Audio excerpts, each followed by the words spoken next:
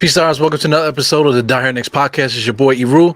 Listen, the off season is almost over, man, but it's still my time. The off season is my time. I love to talk about the Knicks. So many different subjects to talk about. But we're finally into training camp, and there's a couple things that need to be sorted out. I wish we could watch these training camps live. They used to give mixtapes every day. I haven't seen a mixtape yet, but anyway, there's still a lot to talk about. Strength of at center. Now I put the verses there for for a reason because people want to put them against each other. But yo, we're talking about building a team, and if we got Mitchell Robinson and we're starting with him, but then we could pull Isiah Hartenstein out the mix and put him into the mix for to back up Mitchell Robinson, and we still got Jericho Sims to play with too. Man, that's a lot to talk about, a lot to be thankful for too, man. But let's get into a Dynex podcast intro.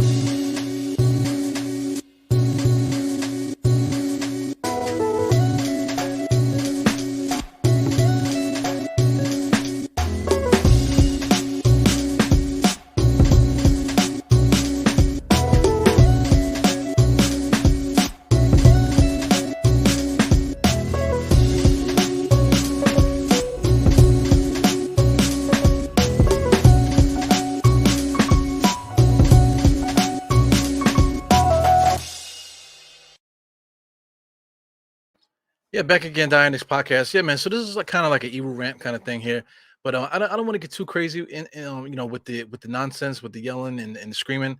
But there's some things that need to be said about certain players. Like Mitchell Robinson, I didn't said enough about him, but instead of being like having a negative turn to this thing, I just want to talk about how good Isaiah Hartenstein is. If you follow Clippers fans, they all have like nothing but positive things to say. Now, how come he's not on the Clippers? Now, him being on the Clippers is not up to the fans. If it was up to the fans, they would have kept Isaiah Hartenstein. So, I mean, just around the league too, he gets a lot of respect. As an energy guy, guy that can he can actually be a part of the offense and do something other than just rim run and dunk. 3-point shot is not so important, but it's the way that he gets everyone else involved in the offense which is important. But let's get into what people are saying from their mouth, man. The horse's mouth. This is Isaiah Hartenstein in one of the press conferences here. Of course, it's from Twitter. This is I get my source here from NYK. It's gonna be NY Knicks. That's SNY Knicks. So anyway, let's just get into that. Make this a little bigger so you guys can see. Scroll it up. All right, so they asked him why he chose to sign with the Knicks, man. So it was a spot where he felt wanted. That's a big thing. But there's more to this comment, man. So let's just push play on that. I gotta say, I love the what up, what up, what up, what up. I guess we're from New York, man. So just that energy, I like it already.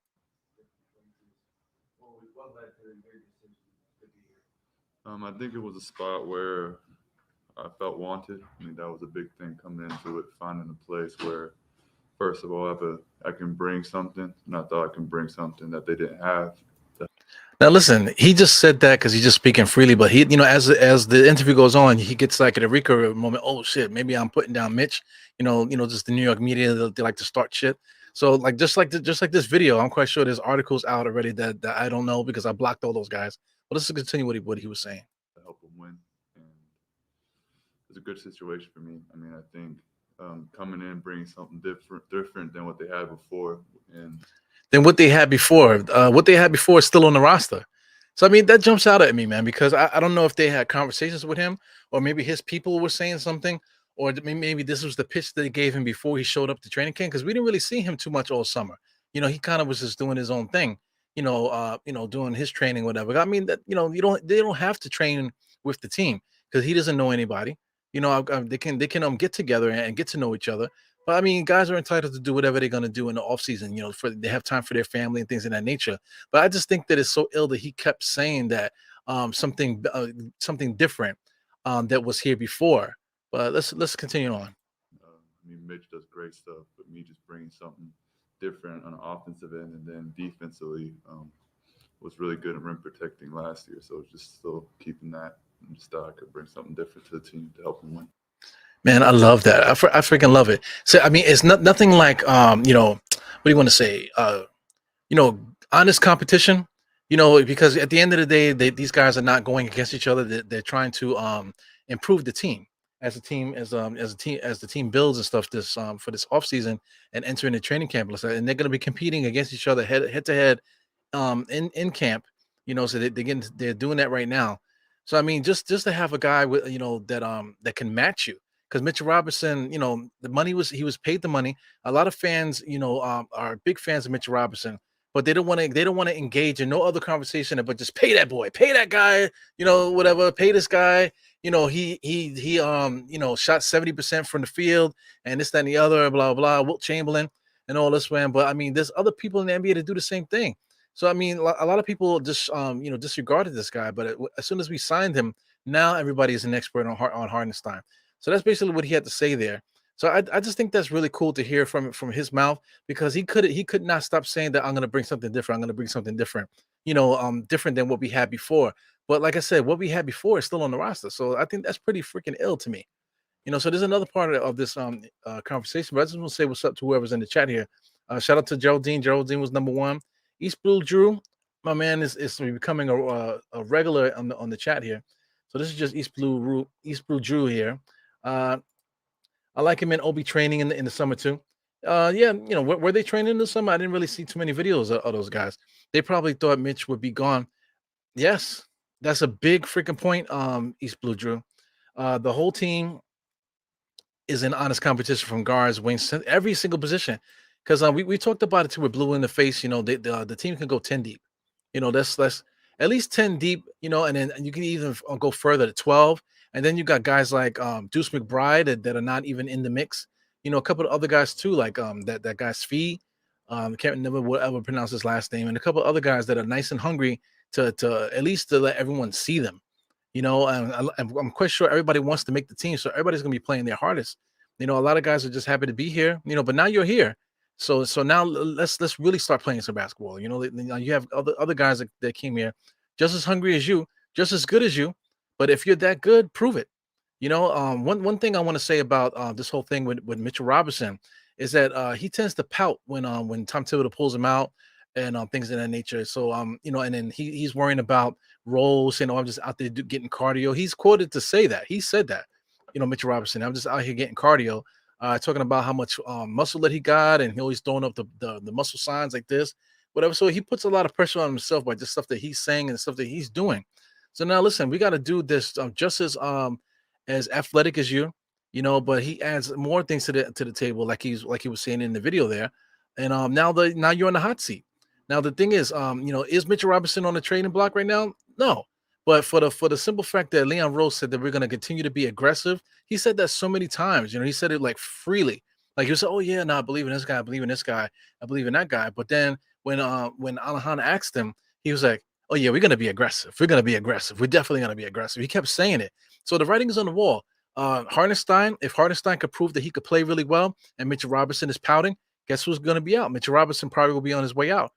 Shout out to some of the other matchups on this team as well. If certain guys are complaining about minutes or just not ready to play at all times and causing problems and stuff in the locker room or just within the team chemistry, things that are, like guys are just not buying into what's happening, then you could just basically circle on certain players to put them in a hat so they can be put into the to the trade deadline like around February or so.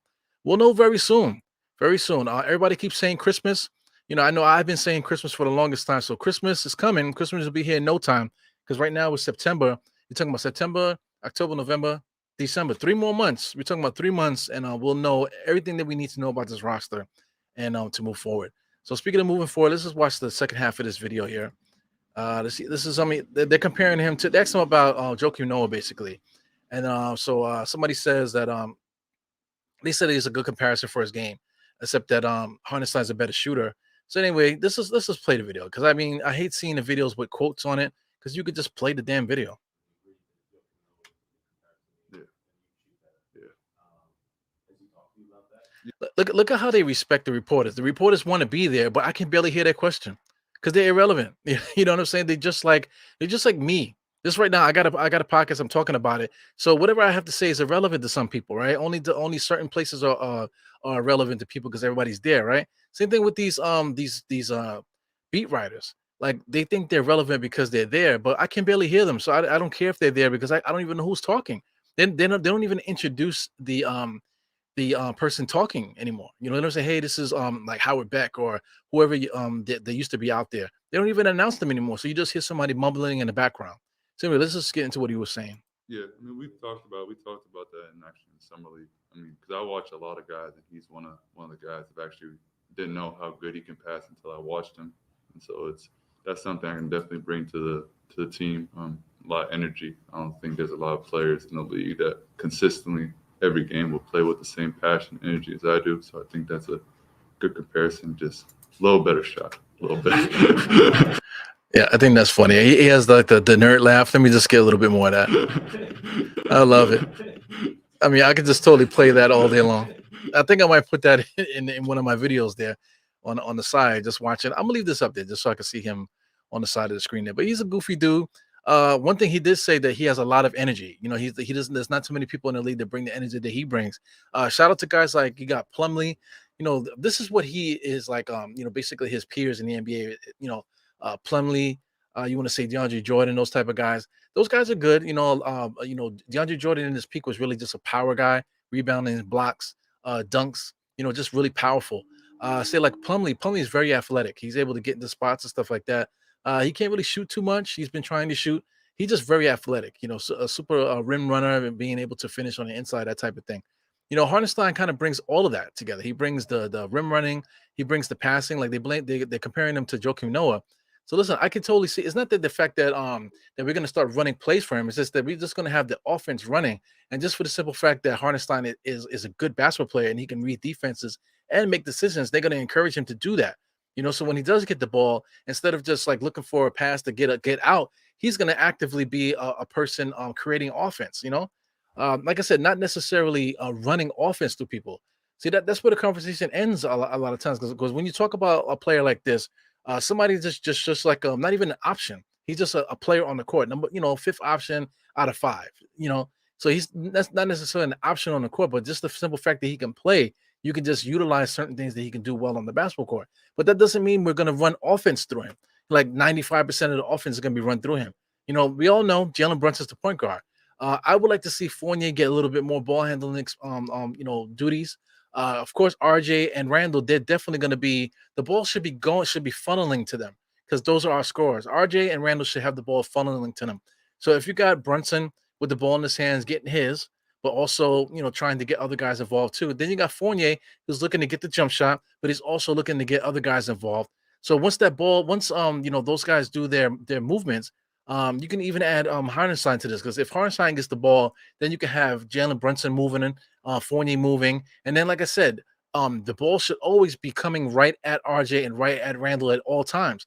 So now you got three guys now that actively can get the ball to Randall and RJ in places where they can score.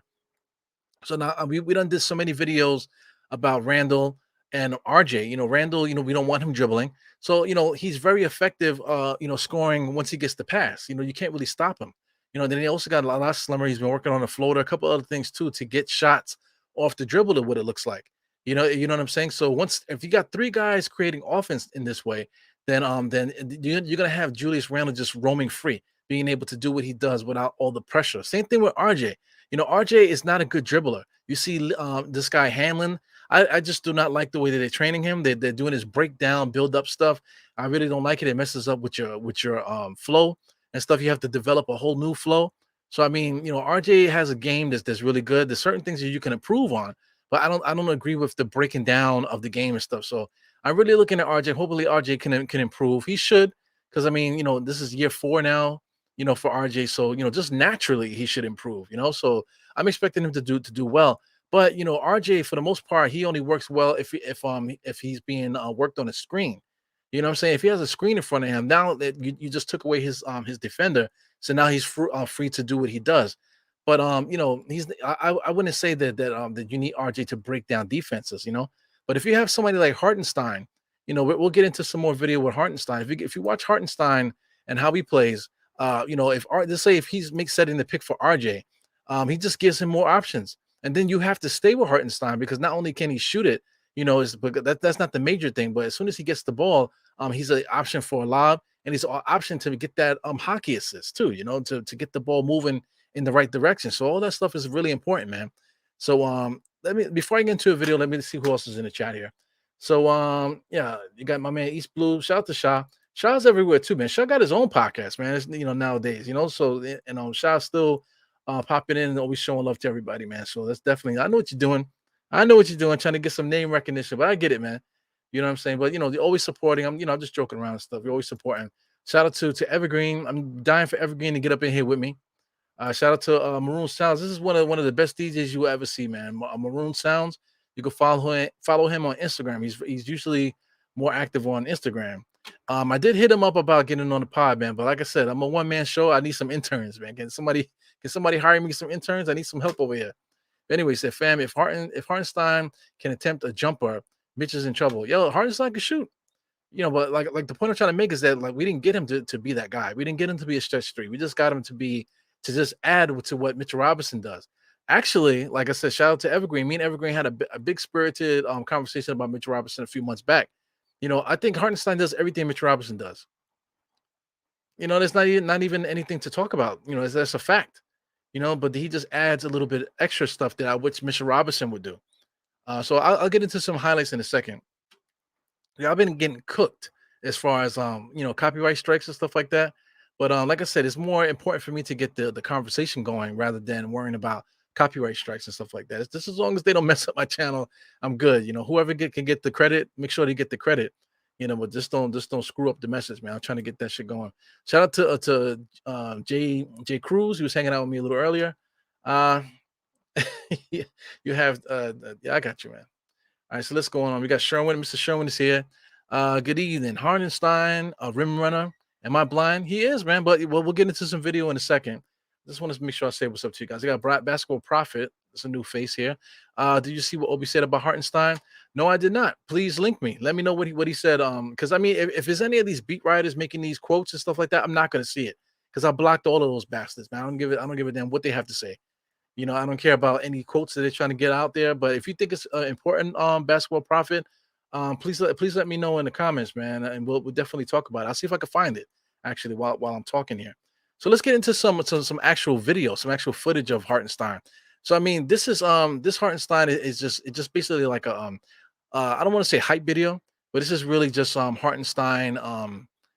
Somebody just did a fan service for him just to show you what he can do as far as bringing energy and that type of thing. So let's get into this, man. Let's push myself out of here. Pause. Let me get my man's comment up out of here, and let's watch this video. So there's no sound. You guys can hear me good. As you can see him setting a pick, he knows how to get away. That's one thing I gotta say. It's not just rim running. It's just him getting away. Let's see if I can start it from the beginning. See, dribble handoff. His little pick. Now he knows how to get away. Mitchell Robinson does the same thing too, but Mitchell Robinson kind of just floats, waiting for the alley oop. But you have to be able to get away. If you guys can feel what I'm saying here. Same thing like Mitch, able to be in the right spot. Right by the rim where he can get that ball. It's nothing different than what Mitchell Robinson does. Look, you could be really herky jerky with your dribble if you know a guy is just there hanging out. But this guy is just as athletic as Mitchell Robinson. There's nothing that Mitchell Robinson is doing, just standing there waiting for a pass that this guy is not doing. Can Mitchell Robinson do that? Absolutely, but this guy could do it too. So like I'm saying, like what's going to stand out? Look at him blocking shots at the rim. Guys coming down there with reckless abandon, trying to take his head off, and he's there, ready to block a shot. Here he goes again, able to receive the pass. Same thing like Mitchell Robinson. Nothing special there. If Mitchell Robinson is special, then he's special too. There's more rim running stuff here. That's what Mitchell Robinson does. Mitchell Robinson lives off of following the passing lane there, the driving lane, excuse me. Here he goes, exploding here, going up forward. Of course, alley-oop coming. Bam, just like Mitchell Robinson. So people like to say that what Mitchell Robinson does is so unique and so important and stuff like that. Look at him blocking more shots at the rim. Of course, these guys are like rookies and stuff like that, but they're still athletic. Here goes Paul George here. Nice little dribble. Easy. Once you get yourself in trouble, throw it up. Throw it up and let the guy catch it, just like Mitchell Robinson would do. There's a couple plays here that I'm trying to get to. I forgot to write it down. This is him going full. Look at this. This I have to show you again. This I have to show you again because I'm talking too much here. But let's watch this play from the beginning here. So I'll just play it one time. This is him getting the ball. Supposed to be a dribble handoff. He's able to make a move, take a slight little pick, pump fake, and turn around and just shoot a layup. Nothing special about that play. But I wish Mitchell Robinson would do that. Mitchell Robinson did something like this once in his entire career, entering year 5. That's all I want Mitchell Robinson to do. There's an open space for you. Get to the space, make a simple turnaround, and then lay it up. Make a simple turnaround, lay it up. Same thing with Mitchell Robinson. For guys like RJ that like to drive and miss a lot of shots, you're going to get rebounds and putbacks. Shout out to his offensive rebounds. But Hartenstein does the same thing too. Look at him, a rim protector. It's amazing, man. We're going to get through this whole video, man. I'm going to watch this whole damn thing. And here he goes there. He just got swiped and he just easily just drove to the basket. See, watch this. Somebody cheated. He drives, dribble hand, dribble, nice little layup. Mitchell Robinson can't make layups, man. I have never seen Mitchell Robinson make a layup. You can go find a video and show me like 1,000 layups that he's made. But listen, man, that dude is not an option to drive and make a simple layup. I've yet to see him make a simple layup. Everything he tries to dunk everything. You know what I'm saying? If he's not trying to dunk it, he's getting fouled, and then he can't make his free throws. So let me see if there's another move. I think there's another move in this play here. Simple, pick and rolls, dunks at the rim. Here he goes running the court. Not too many people in the NBA as athletic as Mitchell Robinson. I'm looking at one right here. His name is Isiah Hartenstein, man. Off the rim, offensive rebound. Was that an offensive rebound? I'm just asking for a friend. Here he goes again, pick and roll, simple stuff there. Mitchell Robinson, that's the play I was waiting for. Can Mitchell Robinson make a layup like this? If it's not a dunk, if he can't get close enough to dunk it, he's going to attempt to dunk it, or he's going to try to dunk it. He's probably going to get fouled or lose the ball, something like that. He might dunk it too, but if he's not if he doesn't get that dunk in, he's going to get fouled, or a turnover, and that's going to be the game there. So I like watching highlights, man. As you guys can tell, there was no 3-point shots in that video, but we'll get into that in a second. I just want to see if anybody else is here talking. Once again, shout out to Shah, my man Shah, Maroon. What are you talking about, Sherwin? Hartenstein is more of a pick and pop player, not a rim runner. He said no, he doesn't. If you saw the video, he's not a rim runner. Rim running is not a skill in the NBA. Rim running is not a skill. If you're 7 foot tall, you should be able to rim run. That's like the most basic thing that you could do in basketball. Rim running because he could dunk. But the pick and roll to the basket is the oldest trick in the book. I mean, Sherman, we always getting on you, man. But just for the conversation, you definitely add to the conversation. So don't take the energy, the wrong way. I hope you don't do that. But we're always coming at you, but you're always coming at us, man. So it's good for the conversation. But Hartenstein is more of a pick and pop player than a rim runner. Not just necessarily. He is a rim runner. Like I said, rim running is not a skill in the NBA if you're 7 feet tall. Everybody 7 feet tall can rim run. It's pick and roll. Pick and roll is probably like the first play aside from give and go. Give and go and pick and rolls are probably the first 2 plays ever in basketball. Yeah, man. Yeah, Shaw's doing his thing. Let me see here. Kevin Taylor was good, my man. We had Noel last year who quit on us. Mitchell Robinson was overworked. Yeah, Mitchell Robinson was overworked. That's one thing that we need to add to the conversation too, man, because it's not really about putting these guys against each other. It's that Mitchell Robinson was outworked a lot because he's asked to do too much and it's boring. It is boring to just stand there waiting for drop-offs and stuff like that. But I mean, Mitchell Robinson hasn't displayed any other skill. But if you could take Mitchell Robinson out, where Mitchell Robinson can go all out, doesn't matter if he gets in foul trouble and stuff like that, then you put a guy like Hartenstein in there. Now you have a nice balance. Now you have a rim protector out there at all times. And now you have somebody that has a little bit of extra skill to improve the team in general. Shout out to Josh. Josh, you guys, I saw you guys on Knicks and Bruises a little earlier, man. I was doing my thing with the kids. That's why I'm not able to get on with you guys, man. But I can never get on with you guys. You guys are always doing something when I'm not available. But anyway, shout out to Josh. Salute. Hartenstein is going to be good. Plus, good plus for Obi. Yes. I was waiting for my man here to give me that quote. It's, since Josh is here, or if anybody else wants to give me that quote that Obi said something about Hartenstein, I didn't see it, because like I said, I blocked most of the beat writers. But anyway, Hartenstein, if Hartenstein is at center coming off the bench with Obi there, Obi likes to release. And there's a play here. You just Google it yourself, where Hartenstein threw a touchdown pass, whatever. That's going to be all day Hartenstein to Obi Toppin. And if we have that type of attack coming off the bench, you know what I'm saying? And then our offensive guys, starting the game with Brunson, RJ, Randall, Mitchell Robinson, and Fournier. If those guys can become one unit, once we get this bench unit in, and now we have a different look. We've been doing that for like the last two seasons or so, where the bench has been, or excuse me, 3 seasons. The bench has always been better than the starters at times, you know. So, but if the starters can finally get good because they got Jalen Brunson now, hopefully put Fournier in a better role where he can ball handle more and be a guard, and let RJ and Randall be receivers, while Mitchell Robinson is just hanging around doing his rim running thing. You know what I'm saying? That should be a nice cohesive starting lineup. But like I'm trying to say here, like Josh was saying here, the Hartenstein is a plus, is going to be a plus for Obi. That second unit with quickly Rose, freaking Hartenstein, Obi. Oh my gosh, you know what I'm saying? They're going to be like, pew. You know what I'm saying? They're going to be flying up and down the court. So it's good to have the night and day, because once the starters start their thing and they do well, put the bench in it. Now you got to freaking play defense. Now you don't get no break. You don't get no break with the when the bench comes in. So that's gonna be how we're gonna win games, man. Just really putting the foot on teams, you know. And I really hope that we take the league by storm, because I got a feeling that, you know, even though that RJ put that pressure on us saying that we're gonna shock the world, they gotta play. If these guys show up, I forgot about Cam Reddish. If these guys show up and play, then we have the ability to really pounce on teams and be like Phoenix. Because not for nothing, what's so good about Phoenix? You know, the way that they basically are top heavy with 3 players. You know, but CP3 is old as fuck. You know, Devin Booker is not a good defender. Really just a one-on-one kind of player. Mikal Bridges is not. He's really like the ultimate role player. I don't know how he would be if he got more shots and was asked to carry the offense. I don't know how good he would be with that, but he's like the ultimate role player. But outside of that, then they got the other dude from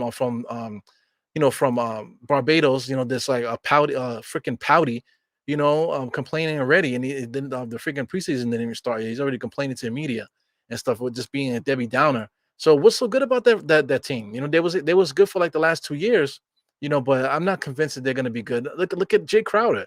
That's another thing too. Like they you know, then they disarray with the ownership and all, and even the coaching too, because they said that Monty Williams didn't talk to the center and all this. They have a communication problem going over there in Phoenix, man. So what's so good about that team? You know, so why can't we be like Phoenix, where we just play so good as a unit that it doesn't matter, and we take teams by surprise and start winning games? Why not?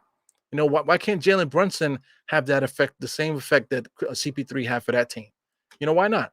You know, let me see what else you got going on here. A couple good comments here. Uh, Yeah, iHeart. iHeart is a dope name, man. iHeart's gonna have the crowd jumping. Yeah, he's gonna have the crowd continuously jumping because Mitchell is gonna do his thing, and then when he comes in, that's gonna be incredible, man. So Il Matrix, I see Il Matrix here. Hopefully iHeart pushes Mitch to get better. Yeah, he'll know right away. He'll see it in practice. You know, hopefully these guys they don't make it personal, and these guys can feed off of each other. You know what I'm saying? Get the communication going. Listen, I got your back. You know, play hard. Don't worry about it. Because if you get in trouble, I'm coming in right behind you, and then you just pick off my energy. You know, I just hope that they believe. I hope they believe in each other rather than use it as, oh, this guy's trying to take my spot. You know, because it's all about winning. If they can make that snap, then beautiful things can happen for us as Knicks fans. Because that's what it's all about. Uh, I see you, man. I see Big Mike here. What's Big Mike talking about? Mitch shoots 76%. The other dude makes five pay ups, and he's better inside than Mitch. Laughing my ass off. This is like, you know, I'm trying not to go crazy on you. 76% with a guy that can't make a layup and this, that, and the other. I guess you meant five. Dude makes five layups and he's better than Mitch. Well, I was gonna get into that in a second, but let's do it now. Uh, Hartenstein, what is his shooting percentage from the field? 62% last year. What's the difference between 62% and 76? You know, it's the fact that he doesn't shoot threes at all or shoot jump shots or anything like that. This guy Hardenstein shoots threes, even though it's a low percentage. I mean, a low usage, point 0.2, point 0.4.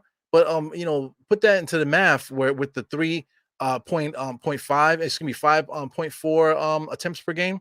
You know, that chops into that, you know. Also, too, just the fact that he's able to put the ball on the floor and that type of thing, that's going to change the field goal percentages. But at the same time, now true field goal percentage for the 2 point percentage is 64, 76. What's the difference? What is the difference? What 10%? If you look at Mitchell Robinson's stats, that's 76%, or if that's even the number, 76% is just even across the board. The 2 point percentage and the field goal percentage is the same, because he doesn't attempt any threes. He doesn't attempt anything outside of a dunk.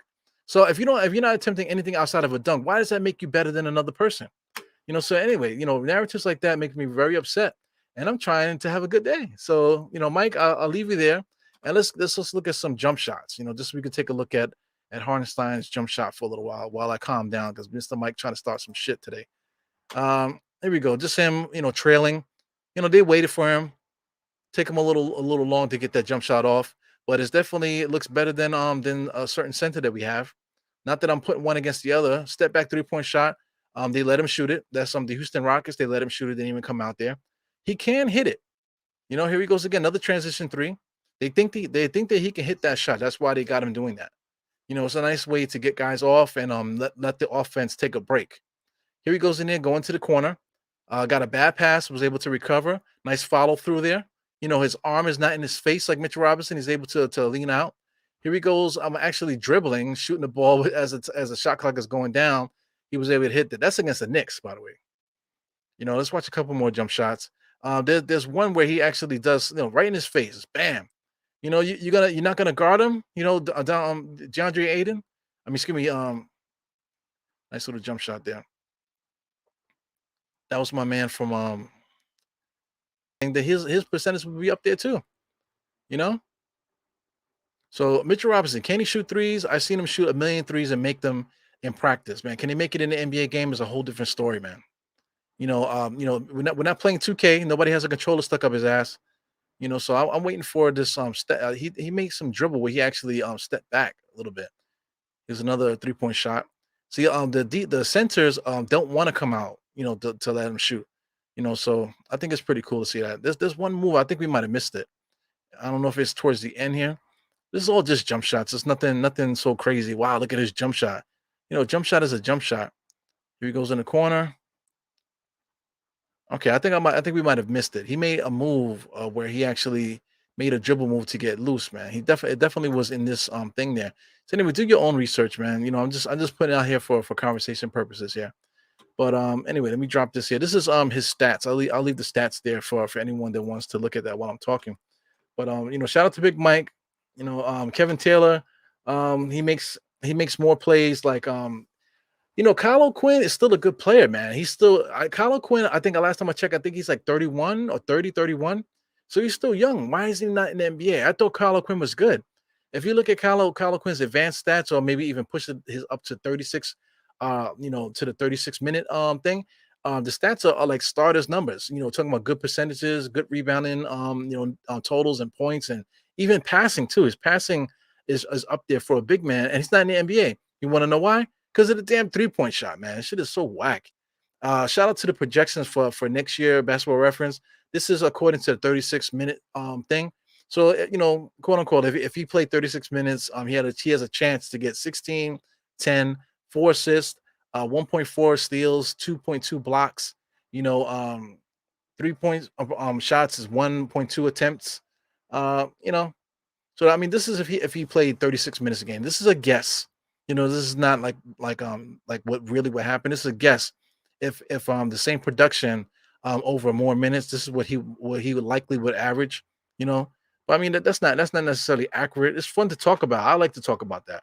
But a lot of people don't accept it because they like the advanced stats more than the 36-minute stat. Anyway, whatever you like to do.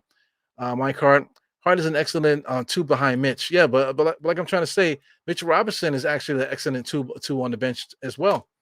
It's like I said, I need to know what Mitch Robinson does so well that you need to keep him on the court. Now I understand offensive rebounding, like I said, the rim running. Outside of that, what else does he do? Block shots. A guy like Hartenstein could do the same thing. What is so good about Mitch Robinson that people cap for him like this? They say that Hart is an excellent number two behind Mitch. Well, he is an excellent number two, but you don't have to say behind Mitch because Mitch is actually a good number two behind Mitch too. There's nothing special about what Mitch does, man. I just don't get it. If you look at Mitch's per 36 stats, they're equal to this, except you don't get the passing. You know what I'm saying? You don't get to pass it, and you get no 3-point attempts. Will Bill, you see what you're saying here. Mitch average is just under 26 minutes. How was he overworked? See, that's another thing too. I'm just trying to be nice. You see what I'm saying? My man Big Mike is trying to rattle me. But Will Bill comes in here and he says he averaged just under 20. How was he overworked? He's not, he's not, especially somebody that's not even doing a lot on the offense. He's just standing there waiting for a dunk half the time.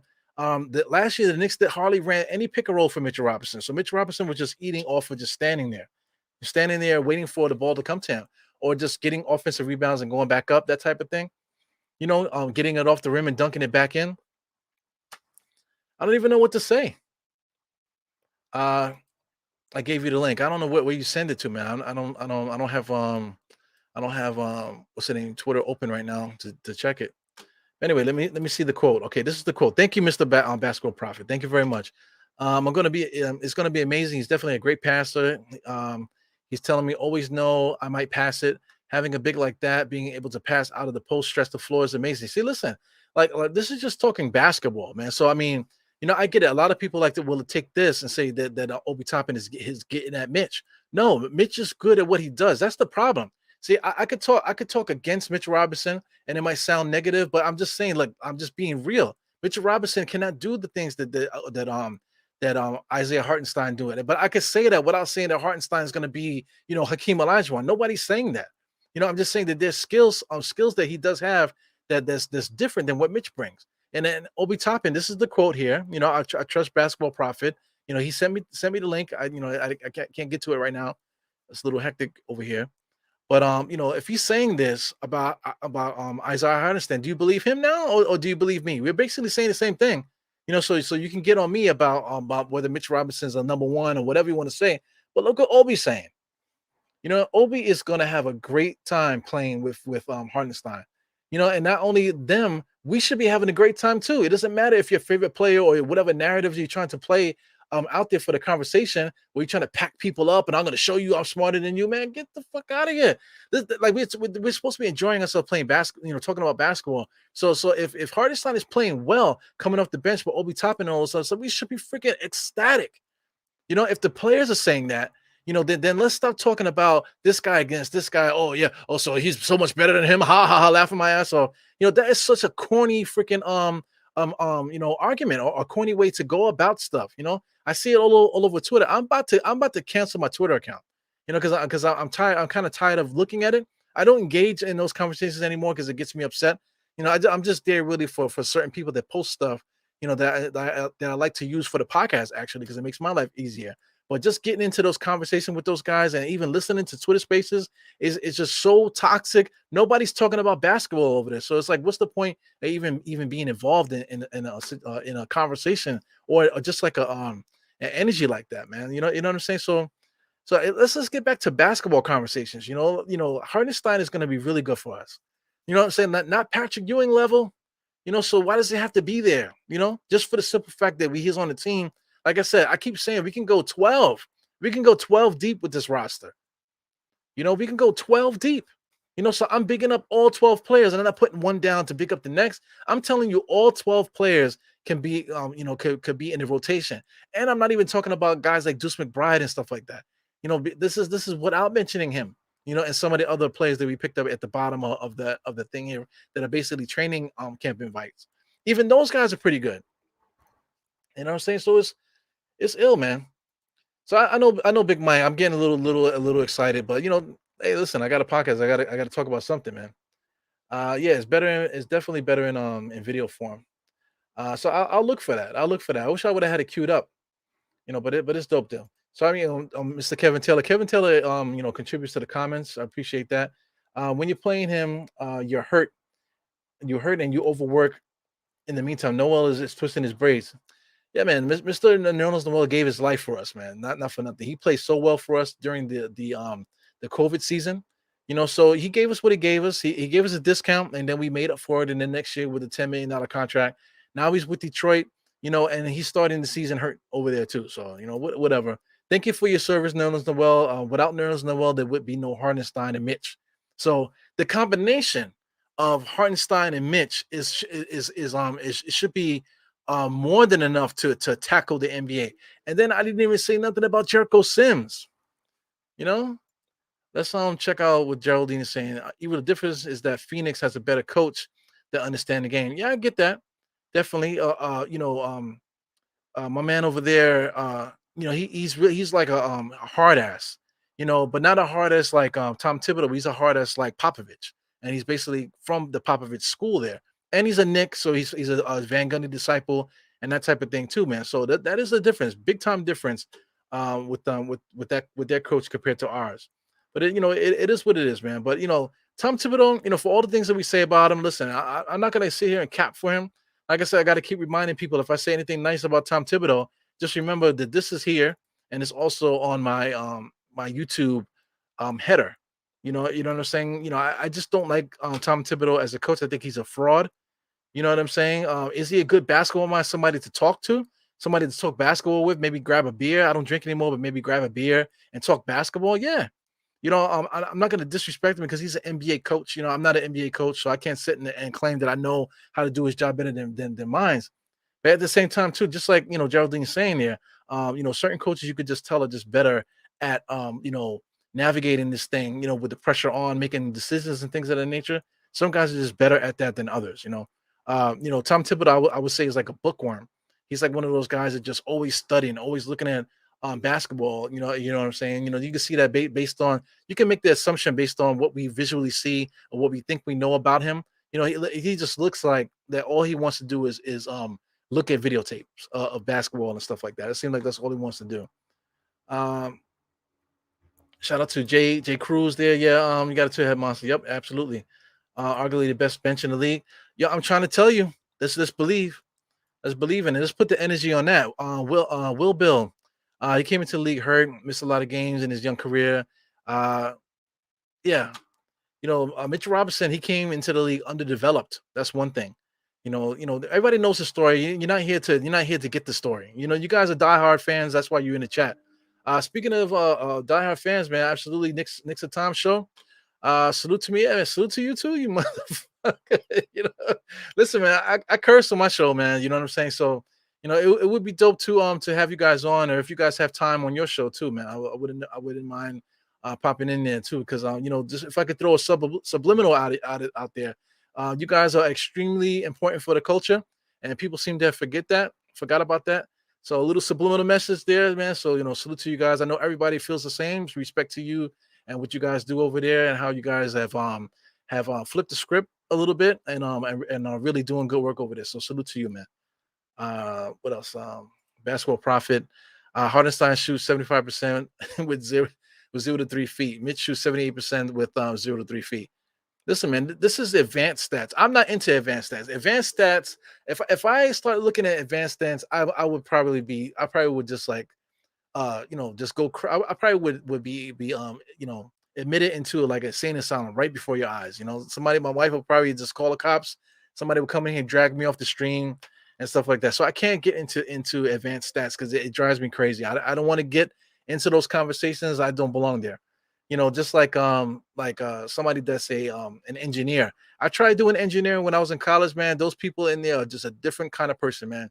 Those are the type of people that like advanced stats, man. But thank you, Basketball Prophet, for giving that information, man. Shout out to Basketball Prophet, really helping me out today in the stream. Uh, what else is going on here? Brunson is like we're getting 3 or 4 new players. Yeah, we absolutely are. But I mean, the thing about these players, a guy like Hartenstein, he's such a good basketball player. That he'll be able to seamlessly fit into whatever we're doing there because he's just a good basketball player. Same thing like Brunson. Brunson has to learn new teammates and stuff like that, but he's such a good basketball player that I think that he'll just come in here and really fit in. And he's strong-minded too. Shout out to that little video of him playing around with RJ where he gets Julius Randle pound, but then like just go like this to RJ, and then he looks up over RJ to see what RJ's doing. RJ's doing like that fake smile stuff, but Brunson took a glance at him to see what his energy is about, see what he's made of. You know what I'm saying? So I'm quite sure they're gonna have plenty of conversations on that bus and on that plane to get that mentality right. Because Brunson knows exactly what it takes to be a champion. He won twice in college, once as a high schooler. He played next to Luka Doncic. So he knows what a killer looks like. He knows what it is to be around people like that. You know what I'm saying? So, I'm quite sure that he's going to be so helpful for RJ and Randall as well, man. Definitely. Yeah, man. Salute everybody here. Uh, what else we got going? I'm looking for somebody new, man. Somebody new to pop in. Shout out to Kevin Taylor. If you're saying he does everything like Mitch, that's a good thing. Yeah, but listen, don't worry about what I'm saying. Just like reading Rainbow, like, you don't got to take my word for it. You know what I'm saying? Just get the videotape, just like me, and look at it how you want to look at it, and then just keep the conversation going. That's all I have to say. Keep the conversation going. Big Mike. We should have a very good. Absolutely, man. Absolutely. That's what it's all about. That's what, I might get on you about certain things, whatever, because it's just to keep the entertainment value going on with the show. But everybody here knows that we're basically 1-2 combo at every position. That's not even cap. We talk about Obi Toppin and Mitch. That's a 1-2 combination. Some people want Obi to start and they want Randall out of here, but they're both on the team, so 1-2 punch. Who wants to who do they want to start at the three? It could be RJ, it could be Cam Reddish. Okay, those two guys there. That's a 1-2 punch, ain't it? Shout out to Fournier. Nobody wants Fournier to start. They'd rather have Quentin Grimes start. But if Quentin Grimes not starting and Fournier is starting, then Quentin Grimes is coming off the bench. Another 1-2 punch. Brunson. You got Brunson and you got IQ. You know what I'm saying? That's a 1-2 punch. Because I think if Brunson was to here, I think IQ will be ready to start. So now that's a 1-2 punch. Now I just mentioned 10 guys, right? I did not mention Derrick Rose. I did not mention Jericho Sims. And then there's quite a few other players that I can mention too. So I mean, we're gonna have a good season, man, if these guys really show up and really mean what they say. And that all their business they've been doing this summer, everybody's been great. No scandals. Everybody's healthy. Everybody's working out together, working out by themselves. That's all you see. So if these guys are getting busy like this, man, then why not us this year? Forget about trading for a superstar and stuff like that. Why not us? Going 10D where everybody's healthy, and getting going into the trade deadline. Maybe we can make a big move. If not, we could just keep this thing going and then see what happens, man.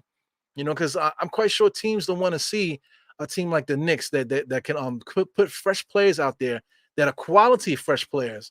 You know what I'm saying? In the playoffs, you could really smoke teams because teams the rotation shortens in the playoffs. But if the Knicks can maintain a 10-man rotation this whole time and in the playoffs, they could take the heart from a lot of teams, man. I'm trying to say, why not? Why not? Let me see. Only thing Hartenstein has a high foul rate. Absolutely. That's see. I mean, we gotta get the other stuff out the way before we can get to some logic. That's absolutely correct. Mitch Robinson also too has a problem fouling sometimes. That also takes away from his aggressiveness. But if you got Hartenstein off the bench, then Mitchell Robinson can be aggressive because now Hartenstein can take over.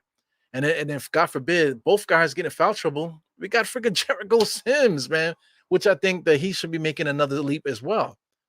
Yeah, man. Thank you for contributing to the chat, guys, man. I can go off you guys all freaking night. Thank you for everybody popping in too, man. I guess everybody else finished with their other podcasts, so now you're popping in here now, seeing what I'm talking about. I'm talking a lot. So listen, when you guys get a chance, check the beginning of this pod, and you'll see what led up to this here. And also too, hit the subscribe button if you haven't yet. Don't make me turn the make it a subscribers only podcast and make you guys leave. You know what I'm saying? Don't leave here without subscribing, and also hit the thumbs up too if you're nasty. If you can read the bottom of the screen there. Let me see here. You got Tyrone Nero. I mean, we get some guys I haven't seen, man. Show some love. Tyrone Nero. I have to say that your perspective is very honest, Nick. Nick Knock perspective. Thanks for honesty. Listen, I'm trying. I can only be myself. And listen, I'm talking so fast. My mind is going so fast and stuff like that, and talking that I can't possibly be capping you. You know what I'm saying? So this is really, really crazy, man. What I do here. And Big Mike. Big Mike's trying to be my best friend here. Let me see. Let me see who else is here. The basketball prophet is helping. Is the MVP tonight. No one is calling him Akeem. Well, that's not true. The Reddit users. Oh my God, I don't even want to sign on to Reddit, bro. That's another platform that I gotta stay away from too, man. Because I mean, when it comes to politics and things that are going on in the world, like you could already see what's going on there. So I can't even imagine what's going on with sports and stuff. So that's another platform I gotta stay off of. Shout out to Nick Tom Show. He's hanging around tonight. I think what makes Mick special is that he can guard it away from the rim. That's also good too. That's something that he does well also too. But he also he is also pause so long that it takes him very easy to, yeah, I got you. Definitely. Just his ability to guard all five positions, as everybody always says. To guard out in the perimeter, stuff like that. That's all fine and dandy. But I rather other guys do that. It's nice that Mitchell Robinson can cover for guys, but if Mitchell Robinson is coming out the middle to guard the point guards and that type of thing, then who's guarding on the inside? If I'm a coach coaching against the Knicks, that's what I'm trying to do. I'm trying to get Mitchell Robinson out of the paint. That way we can attack the guards inside. Because if Mitchell Robinson is switching and he's guarding a point guard or he's guarding a shooting guard, then that means that a point guard and a shooting guard is guarding their bigs. So that's not going to work either. So it does work both ways. For one thing that one guy does really well, it's going to take away from something else that he does well too. So, it's definitely you gotta look at both sides of that. But like I said, with good coaching and just good planning and stuff like that, I think the Knicks can really clean up all of that stuff. Shout out to Jalen Brunson. He's a communicator out there, so he's going to force guys in that starting lineup to communicate, and that's what we've been needing, for the longest with a point guard. What else we got going here? Yeah, Obi Toppin is a rim runner. Let me see here. This is Joe Dean. He hit a couple of threes playing against other teams. Yeah, it takes the pressure off of Obi Toppin to do big man stuff if Hartenstein is doing his job. If Hartenstein is doing his job inside, then Obi can go crazy because that's Obi Toppin's strength for him to just be nuts, just going crazy, releasing.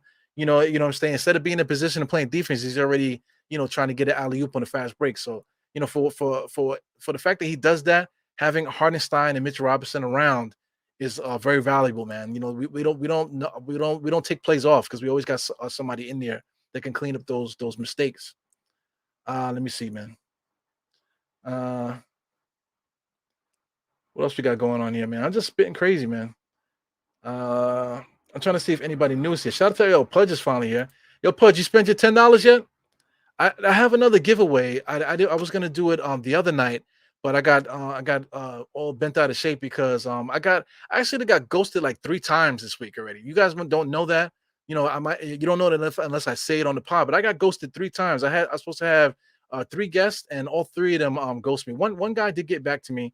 He actually had to work, so I get that. So he got back to me. He was very apologetic. But the other 2 guys, I didn't get no messages back from them. But it is what it is, man. I'm not gonna say who it is. They know who it is because I'm quite sure they watch the show. So if they're watching the show, that shame on you. You know what I'm saying? But the door's still open. For you to come on. All you got to do is answer a message. You know. What else we got going on here? Yeah, man. Shout out to Knicks and Time Show, man. Definitely respect in the Nick community, man.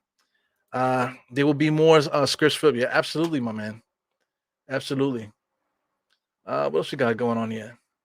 I really want to know what Pudge did with that $10. So I'm not gonna say nothing else until he tells me what he did with that $10. So we got Mr. Eddie C here. Eddie C is here. 6 seed this year, baby. Six. That's all we need.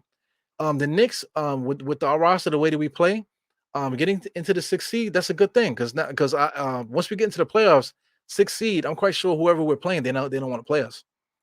That's a fact. If you're talking about the 3 versus the 6, that 3rd seed, they don't want to see us in the playoffs. A team like the Knicks, where we could play so many players. Like I said, there's a potential to make a move for an all-star caliber player. There's still potential to make a move. Because like I said in every podcast now, I gotta keep doing it. We did like this to Donovan Mitchell. Now, if we had Isiah Thomas or Scott Layden, we would have got Donovan Mitchell, no problem. You know what I'm saying? But we don't have crazy guys like that. We got to remember the past before we can go forward. We had Scott Layden, we had Isiah Thomas here. If those guys were here, and if your favorite owner that everybody likes to throw under the bus all the time, if he was still in charge making basketball decisions, my man Dolan, then we would have got Donovan Mitchell. We would, because we did like this to him. We touched him. Even Donovan Mitchell said that he thought he was going to be a Knick. You know what I'm saying? But we're able to not to do it and keep our assets and then just get ready for the next move. So anyway, just stay tuned, man. I really got a good feeling about this year. I'm very excited. Every year I'm excited. Last year when we got Kemba Walker, I was excited, a little bit. With Fournier, I was excited. But at the same time, the writing was on the walls, man. I think we changed too much too quickly. and I don't think that was good for Tom Thibodeau. And look what happened. We had a horrible season. This year's a little bit different. We made some changes, but we did not make wholesale changes to the point where he has to completely revamp, his playing style. I think Tom Thibodeau could stick to what he does, and with the players that we picked up, it should be a seamless thing this year, rather than how we just totally pull the freaking floor from underneath Tom Thibodeau. Because we can't give him that much credit there, man. I mean, he's a good coach, but he's not that good. So anyway, I finally caught up to the comments here, man. So listen, it's been a good show. Random, I'm surprised people popped in here to come talk tonight. I haven't seen this many people in the chat in a while, man. Because like once the off season goes, you guys go away, and everybody starts going to their favorite channels, start to watch pregame shows and that type of stuff. You're really locked into the season. Most people are really locked to the season. So the basketball conversations kind of end. So anyway, before you guys get out of here, let me just let you guys know that I will be doing full watch-alongs during games. So you guys can tune in for that. I'll be doing play-by-plays. If I can get somebody in here to be a color guy, you might have a play-by-play and a color guy, or just me doing both at the same time. As you can see, I can do that. I'll be doing both, watching the games. Also too, if other guests come in, we'll be talking about lifestyle stuff, everything having to do with basketball and off the court as well while the game is going on. So, please tune in for that. That's during every Knicks game. I'm gonna be doing it, starting with the first preseason game. If I can't make it, I'll do from halftime to the end, halftime to crunch time. I was doing that at one point. So if I can't make it due to work or something like that, I'll do that. Or if I missed it totally because of work, then I'll definitely do a post game and stuff like that. Other stuff too. So tune in for the community tab. I'll be posting stuff in there to keep you guys abreast of what's going on my end. I got to try to get more consistent for you guys. I'm a working man. Like I said, I have extra time because I broke my foot, but you guys already know that. You know what I'm saying. I'm trying my best to stay consistent to keep you guys engaged and stuff, and keep putting more content out because I really love this podcast and shit, man. I love it a lot. And I don't think I don't think I'm going to stop. I made two other channels. I got a Liberty channel, Die Hard Liberty. Shout out to Die Hard Liberty if you want to watch me ramble about the Liberty, because I'm not really so much a diehard, but I gotta be, if someone's gonna lead the pack, it might as well be me, because there is no Liberty channels out there. Then I also have a diehard Marvel channel. So if you're into Marvel entertainment as far as comics and movies and things of that nature, tune into that channel as well. So anyway, let me just say goodbye to everybody in the chat. Thanks to everybody popping in. Like I said, Big Mike is somebody new here. Big Mike looks familiar in the face. I don't know who that is there. If anybody knows, I think I have an idea.